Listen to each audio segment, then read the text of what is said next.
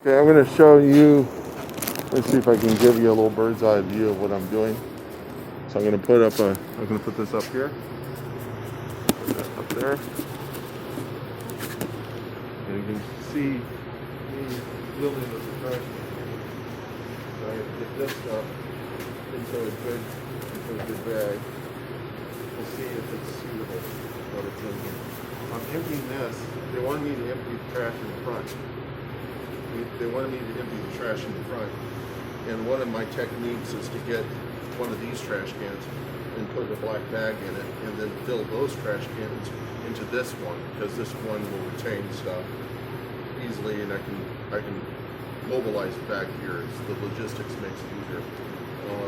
What often a janitor will do is they'll take the trash can out of the can and stick it in a big cart, and they won't even bother to double it, or triple it, the bag.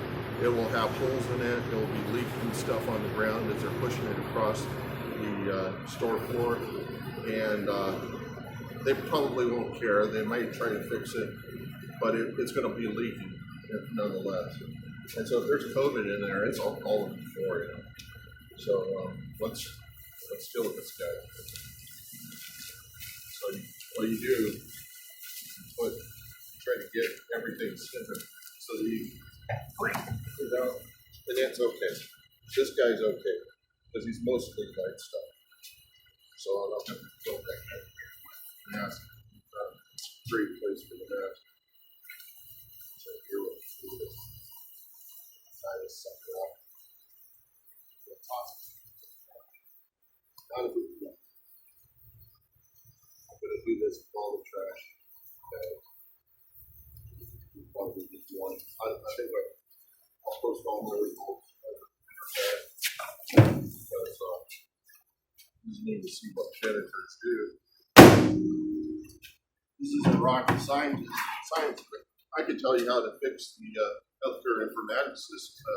Very simple. You come up with a patient identification system that doesn't use numeric IDs.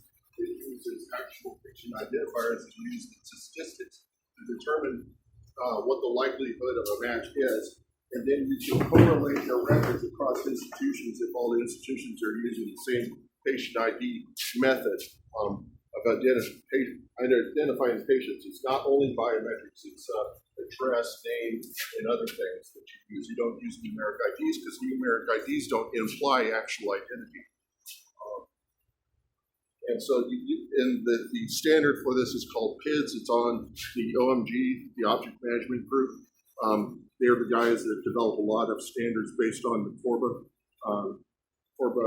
which is a remote procedure call.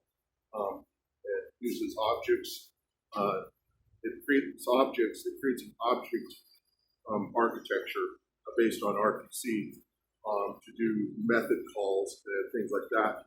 And the method calls occur across the networks between systems. And it's kind of a way of turning legacy systems and everything into objects. And then by making them objects and by using method calls and coming up with standards, you have standardized the protocols between all the systems. And PIDS specification determines how you deal with at least the interaction between patient identification and things of that nature. So anyhow.